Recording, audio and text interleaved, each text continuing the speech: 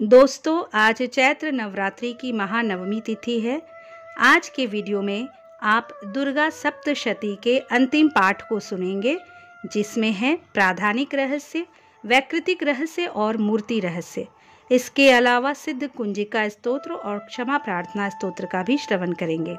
दोस्तों, आज की वीडियो बहुत ही महत्वपूर्ण है, क्योंकि नवरात्रि के अंतिम दिन इन पाठों को करने से माँ भगवती सिद्धिदात्री की विशेष कृपा प्राप्त होती है।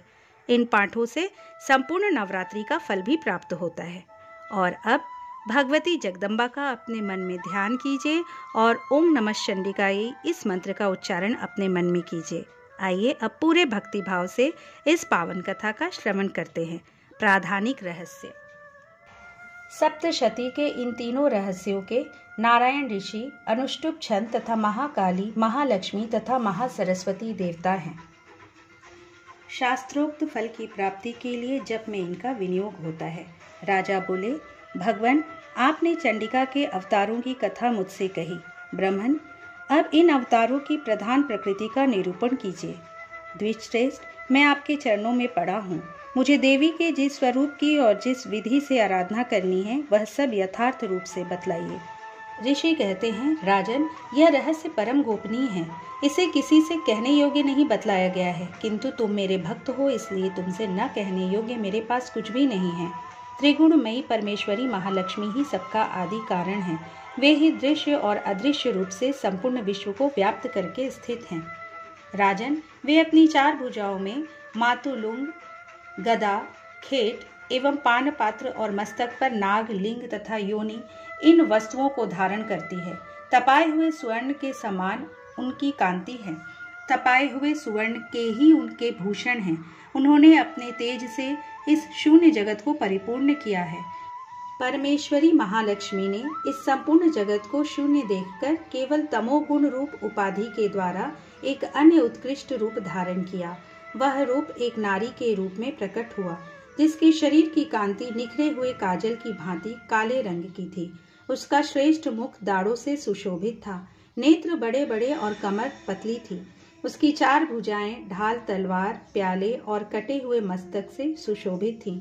वह वक्ष स्थल पर कबंध अर्थात धड़ की तथा मस्तक पर मुंडों की माला धारण किए हुए थी। इस प्रकार प्रकट हुई स्त्रियों में श्रेष्ठ तामसी देवी ने महालक्ष्मी से कहा, माताजी, आपको नमस्कार है। मुझे मेरा नाम और कर्म बताइए। तब महालक्ष्मी ने स्त्रियों में श्रेष्ठ उस तामसी देवी से कहा, मैं तुम्हें नाम प्रदान करती हूँ और तुम्हारे जो जो कर्म है उनको भी बतलाती हूँ। महामाया, महाकाली, महामारी, क्षुधा, त्रिषा, निद्रा, तृष्णा, एक वीरा, काल रात्रि और दुरत्यया, ये तुम्हारे नाम हैं, जो कर्मों के द्वारा लोक में चरितार्थ होंगे। इन नामों के द्वारा तुम्हारे कर्मों को जानकर जो उनका पाठ करता है वो सुख भोगता है। राजन, महाकाली से यूं कहकर महालक्ष्मी ने अत्यंत शुद्ध सत्व गुण के द्वारा दूसरा रूप धारण किया, जो चंद्रमा के समान गौर वर्ण था। वह श्रेष्ठ नारी अपने हाथों में अक्षमाला, अंकुश, वीणा तथा पुस्तक धारण किए हुए थी। महालक्ष्मी ने उसे भी नाम प्रदान किया, महाविद्या, महावाणी, भारती, वाक, सरस्वती, आर्या, ब्राह्मी, कामधेनु, वेदगर्भा और धीश्वरी अर्थात बुद्धि की स्वामिनी, ये तुम्हारे नाम होंगे। तदंतर महालक्ष्मी ने महाकाली और महासरस्वती से कहा, देवियों, तुम दोनों अपने अपने गुणों के योग्य स्त्री पुरुष के जोड़े उत्पन्न करो। उन दोनों से यों कहकर महालक्ष्मी ने पहले स्वयं ही स्त्री पुरुष का एक जोड़ा उत्पन्न किया। वे दोनों हिरण्यगर्भ, सुंदर तथा कमल के आसन पर विराजमान थे। उनमें से एक स्त्री थी और दूसरा पुरुष।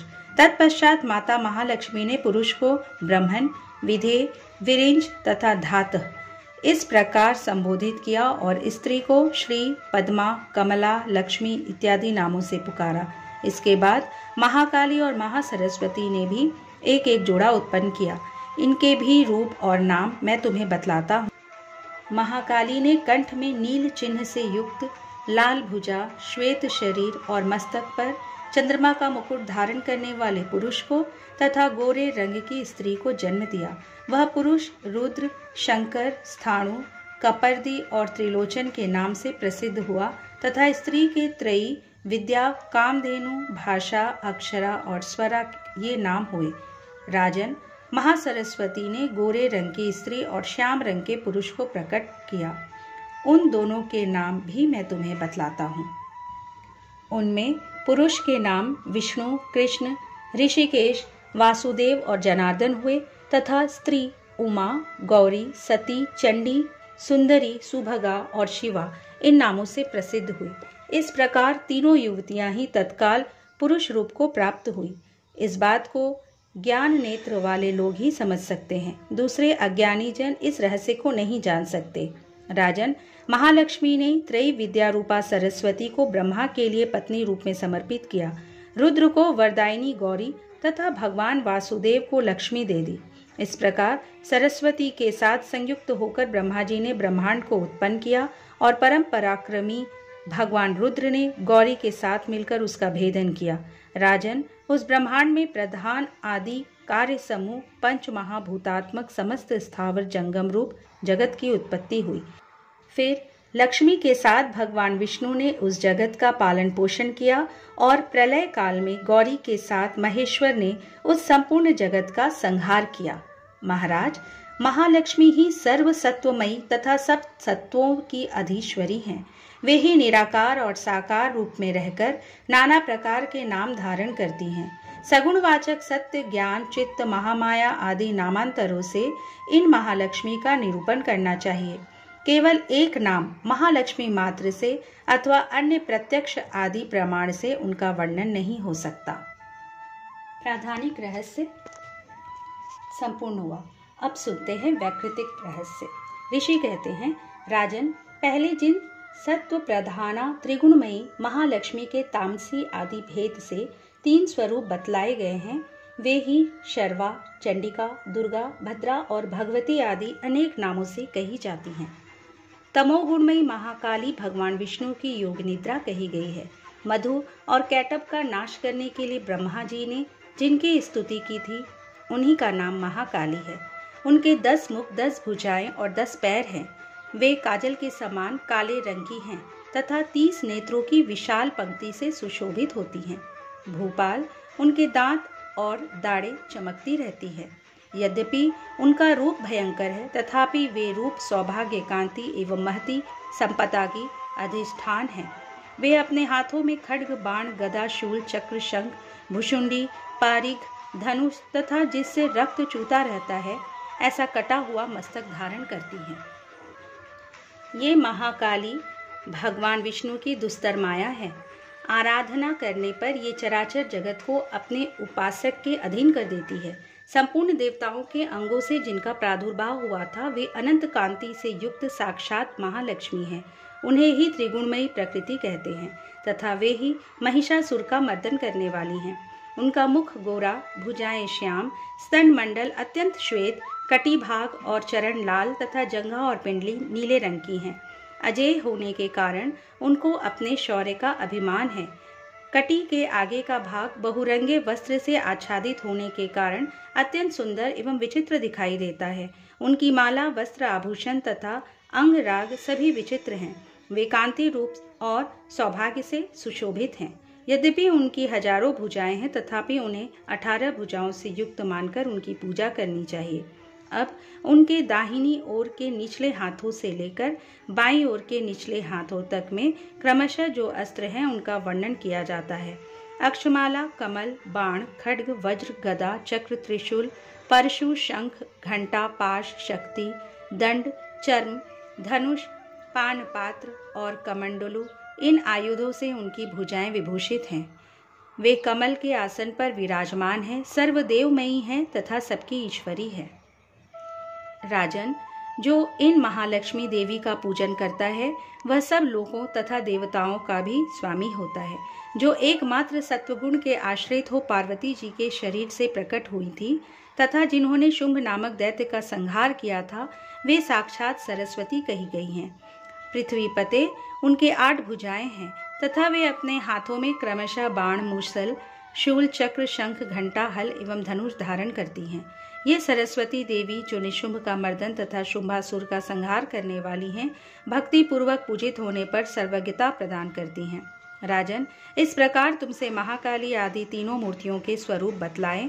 अब जगन माता महालक्ष्मी की तथा इन महाकाली आदि तीनों मूर्तियों की पृथक पृथक उपासना श्रवण करो। जब महालक्ष्मी की पूजा करनी हो तब उन्हें मध्य में स्थापित करके उनके दक्षिण और वाम भाग में क्रमशः महाकाली और महासरस्वती का पूजन करना चाहिए और पृष्ठ भाग में तीनों युगल देवताओं की पूजा करनी चाहिए।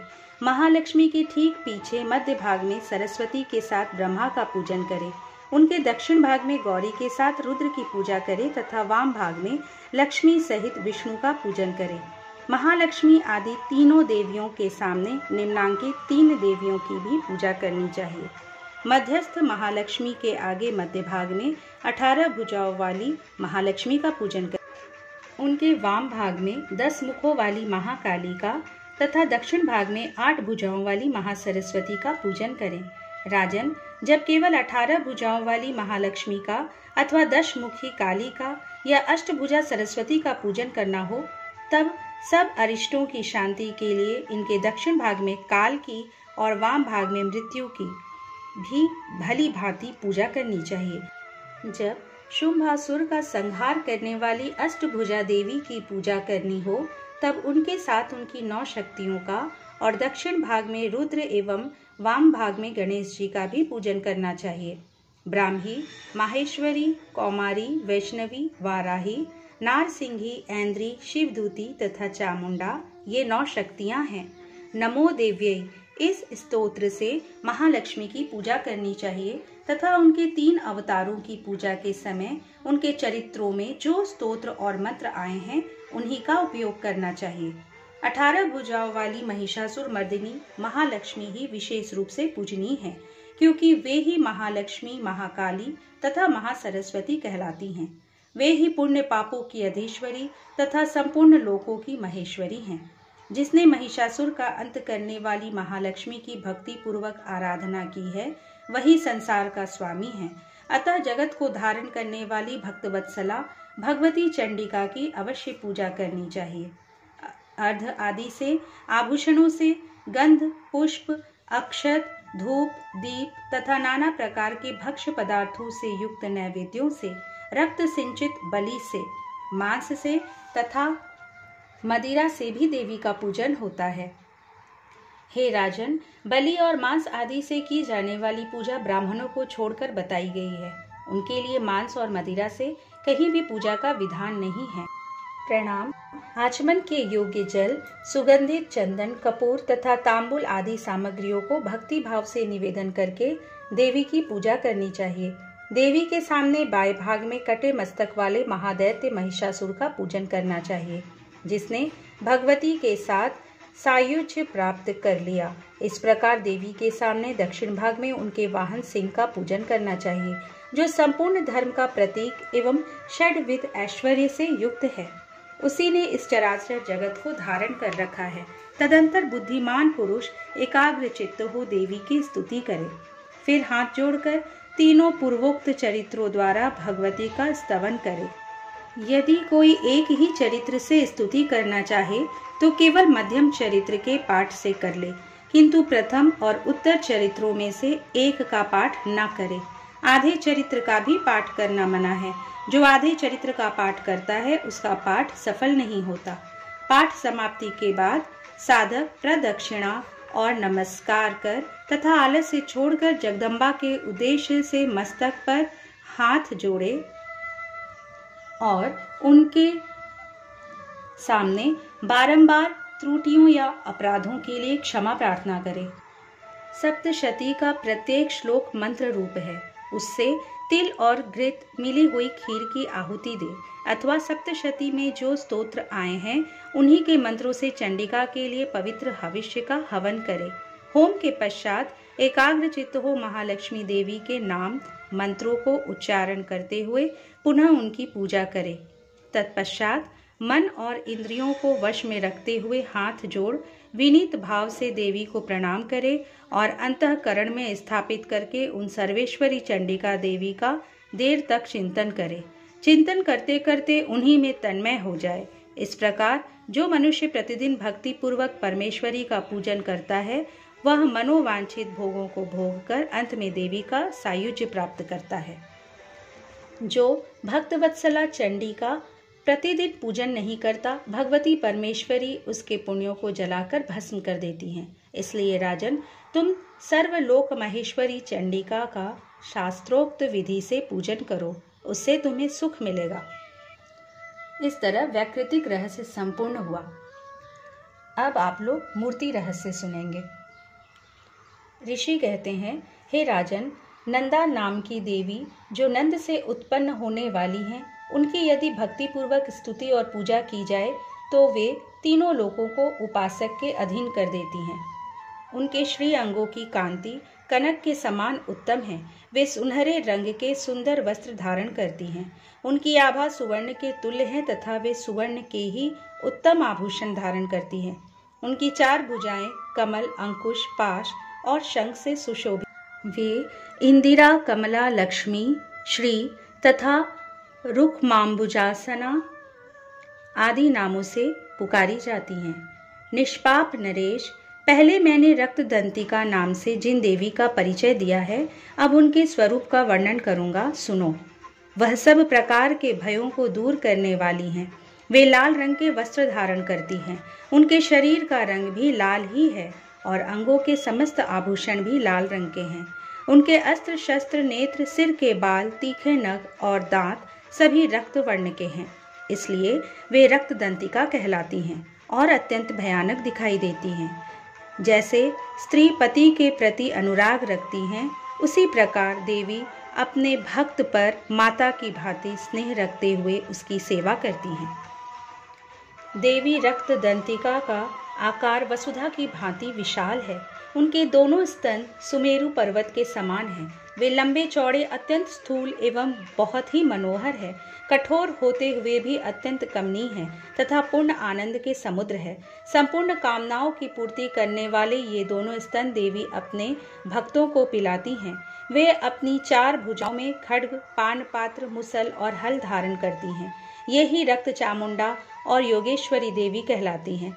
इनके द्वारा संपूर्ण चराचर जगत व्याप्त है। जो इन रक्तदंतिका देवी का भक्ति पूर्वक पूजन करता है, वह भी चराचर जगत में व्याप्त होता है।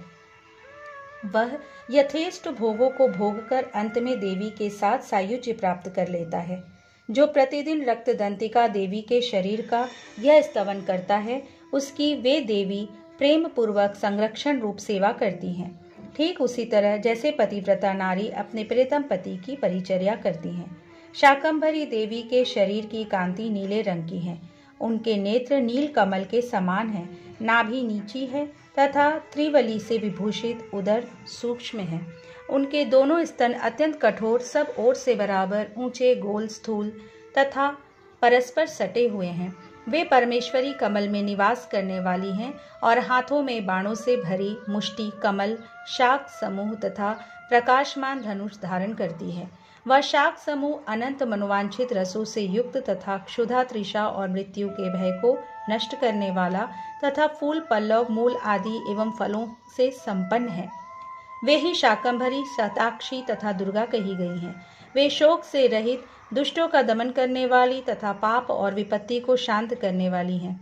उमा, गौरी, सती, चंडी, कालिका और पार्वती भी वे ही हैं। जो मनुष्य शाकंभरी देवी की स्तुति, ध्यान, जप, पूजा और वंदन करता है, वह शीघ्र ही अन्न, पान एवं अमृत रूप अक्षय फल का भागी होता है। भीमा देवी का वर्ण भी नील ही है। उनकी दाढ़ें और दांत चमकते रहते हैं। उनके नेत्र बड़े बड़े हैं। स्वरूप स्त्री का है। स्तन गोल गोल और स्थूल है। वे अपने हाथों में चंद्रहास नामक खड्ग, डमरू, मस्तक और पान पात्र धारण करती हैं। वे ही एक वीरा, काल रात्रि तथा कामदा कहलाती हैं और इन नामों से प्रशंसित होती हैं। भ्रामरी देवी की कांति विचित्र है। वे अपने तेजो मंडल के कारण दूरदर्श दिखाई देती हैं। उनका अंग राग भी अनेक रंग का है तथा वे चित्र विचित्र आभूषणों से विभूषित हैं। चित्र, भ्रमर पाणी और महामारी आदि नामों से उनकी महिमा का गान किया जाता है। राजन, इस प्रकार जगन माता चंडिका देवी की ये मूर्तियां बतलाई गई हैं, जो कीर्तन करने पर कामधेनु के समान संपूर्ण कामनाओं को पूर्ण करती है। यह परम गोपनीय रहस्य है। इसे तुम्हें दूसरे किसी को नहीं बतलाना चाहिए। दिव्य मूर्तियों का यह आख्यान मनोवांछित फल देने वाला है, इसलिए पूर्ण प्रयत्न करके तुम निरंतर देवी के जप आराधन में लगे रहो। सप्तशती के मंत्रों के पाठ मात्र से मनुष्य 7 जन्मों में उपार्जित ब्रह्म हत्या सदृश घोर पातकों एवं समस्त कल्मशों से मुक्त हो जाता है। इसलिए मैंने पूर्ण प्रयत्न करके देवी के गोपनीय से भी अत्यंत गोपनीय ध्यान का वर्णन किया है, जो सब प्रकार के मनोवांछित फलों को देने वाला है। उनके प्रसाद से तुम सर्वमान्य हो जाओगे। देवी सर्व रूपमयी है तथा संपूर्ण जगत देवी में है। अतः मैं उन विश्वरूपा परमेश्वरी को नमस्कार करता हूँ। मूर्ति रहस्य संपूर्ण हुआ। अब आप लोग सुनेंगे सिद्ध कुंजिका स्तोत्र। भगवान शिव जी बोले, हे देवी सुनो, मैं उत्तम कुंजिका स्तोत्र का उपदेश करूंगा, जिस मंत्र के प्रभाव से देवी का जप पाठ सफल होता है। कवच, अर्गला, कीलक, रहस्य, सूक्त, ध्यान, न्यास, यहाँ तक कि अर्चन भी आवश्यक नहीं है। केवल कुंजिका के पाठ से दुर्गा पाठ का फल प्राप्त हो जाता है। यह कुंजिका अत्यंत गुप्त और देवों के लिए भी दुर्लभ है। हे पार्वती, इसे स्वयोनि की भांति प्रयत्न पूर्वक गुप्त रखना चाहिए। यह उत्तम कुंजिका स्तोत्र केवल पाठ के द्वारा मारण, मोहन, वशीकरण, स्तंभन और उच्चाटन आदि आभिचारिक उद्देश्यों को सिद्ध करता है। मंत्र: ओम ह्रैं ह्रीं क्लीं चामुंडाय विच्चय। ओम ग्लौं हूं क्लीं जुं सः ज्वालय ज्वालय ज्वल ज्वल प्रज्वल प्रज्वल। ऐं ग्रीं क्लीं चामुंडाय विच्चय। ज्वल हं सं लं छं फट स्वाहा। इस मंत्र में आए बीजों का अर्थ जानना न संभव है, न आवश्यक है और न वांछनीय, केवल जप पर्याप्त है। हे रुद्र स्वरूपिणी तुम्हें नमस्कार। हे मधु दैत्य को मारने वाली तुम्हें नमस्कार है। कैटभ विनाशिनी को हे रुद्र स्वरूपिणी तुम्हें नमस्कार। हे मधु दैत्य को मारने वाली तुम्हें नमस्कार है। कैटभ विनाशिनी को नमस्कार। महिषासुर को मारने वाली देवी तुम्हें नमस्कार है। शुंभ का हनन करने वाली और निशुंभ को मारने वाली तुम्हें नमस्कार है। हे महादेवी, मेरे जप को जागृत और सिद्ध करो। ऐंकार के रूप में सृष्टि स्वरूपिणी, रीं के रूप में सृष्टि पालन करने वाली, क्लीं के रूप में काम रूपिणी तथा निखिल ब्रह्मांड की बीज रूपिणी देवी तुम्हें नमस्कार है। चामुंडा के रूप में चंड विनाशिनी और यईकार के रूप में तुम वर देने वाली हो। विच्चे रूप में तुम नित्य ही अभय देती हो। इस प्रकार ऐं ह्रीं क्लीं चामुंडाय विच्चय तुम इस मंत्र का स्वरूप हो। धांग धींग धूम के रूप में धूर्जटी शिव की तुम पत्नी हो। वांग विंग वुंग के रूप में तुम वाणी की अधीश्वरी हो। क्रांग क्रीं क्रूंग के रूप में कालिका देवी, शांग शिंग शुंग के रूप में मेरा कल्याण करो। हूं हूं हुंकार स्वरूपिणी, जंग जंग जंग जंभ नादिनी, भ्रांग भृंग भ्रूंग के रूप में हे कल्याणकारिणी भैरवी भवानी तुम्हें बार बार प्रणाम। अंग कंग चंग टंग तंग पंग यंग शंग विंग दुंग एंग विंग हंग छंग धी जागरंग इन सबको तोड़ो और दीप्त करो स्वाहा। पांग पिंग पुंग के रूप में तुम पार्वती पूर्णा हो। खांग खींग खूंग के रूप में तुम खेचरी आकाश चारिणी अथवा खेचरी मुद्रा हो। सांग सिंग सुंग स्वरूपिणी सप्तशती देवी के मंत्र को मेरे लिए सिद्ध करो। यह कुंजिका स्तोत्र मंत्र को जगाने के लिए है। इसे भक्तिहीन पुरुष को नहीं देना चाहिए। हे पार्वती, इसे गुप्त रखो। हे देवी, जो बिना कुंजिका के सप्तशती का पाठ करता है उसे उसी प्रकार सिद्धि नहीं मिलती जिस प्रकार वन में रोना निरर्थक होता है। इस प्रकार श्री रुद्र यामल के गौरी तंत्र में शिव पार्वती संवाद में सिद्ध कुंजिका स्तोत्र संपूर्ण हुआ। अब आप सुनेंगे क्षमा प्रार्थना। हे परमेश्वरी, मेरे द्वारा रात दिन सहस्त्रों अपराध होते रहते हैं। यह मेरा दास है। यूं समझकर मेरे उन अपराधों को तुम कृपा पूर्वक क्षमा करो। परमेश्वरी, मैं आवाहन नहीं जानता, विसर्जन करना नहीं जानता तथा पूजा करने का ढंग भी नहीं आता, क्षमा करो। हे देवी, हे सुरेश्वरी, मैंने जो मंत्रहीन, क्रियाहीन और भक्तिहीन पूजन किया है वह सब आपकी कृपा से पूर्ण हो। सैकड़ों अपराध करके भी जो तुम्हारी शरण में जा जगदम्ब कहकर पुकारता है उसे वह गति प्राप्त होती है जो ब्रह्मादि देवताओं के लिए भी सुलभ नहीं है। हे जगदम्बिके, मैं अपराधी हूँ, किंतु तुम्हारी शरण में आया हूँ। इस समय दया का पात्र हूँ, तुम जैसा चाहो वैसा करो। हे देवी, हे परमेश्वरी, अज्ञान से, भूल से अथवा बुद्धि भ्रांत होने के कारण मैंने जो न्यूनता या अधिकता कर दी हो वह सब क्षमा करो और प्रसन्न हो। सच्चिदानंद स्वरूपा हे परमेश्वरी, जगन्माता, कामेश्वरी, तुम प्रेम पूर्वक मेरी यह पूजा स्वीकार करो और मुझ पर प्रसन्न रहो। हे देवी, हे सुरेश्वरी, तुम गोपनीय से भी गोपनीय वस्तु की रक्षा करने वाली हो। मेरे निवेदन किए हुए इस जप को ग्रहण करो, तुम्हारी कृपा से मुझे सिद्धि प्राप्त हो। ओम नमः चंडिकाय। दोस्तों, दुर्गा सप्तशती के सभी अध्याय आज संपूर्ण हो गए हैं। उम्मीद करती हूँ कि ये वीडियो आपको जरूर अच्छी लगी होगी। इस पाठ को पढ़ने या उच्चारण करने में, ध्यान में, पूजा या आराधन में किसी भी प्रकार की मुझसे जाने अनजाने में त्रुटि हुई हो तो मैं अपने दोनों हाथ जोड़कर माँ भगवती दुर्गा से क्षमा मांगती हूँ।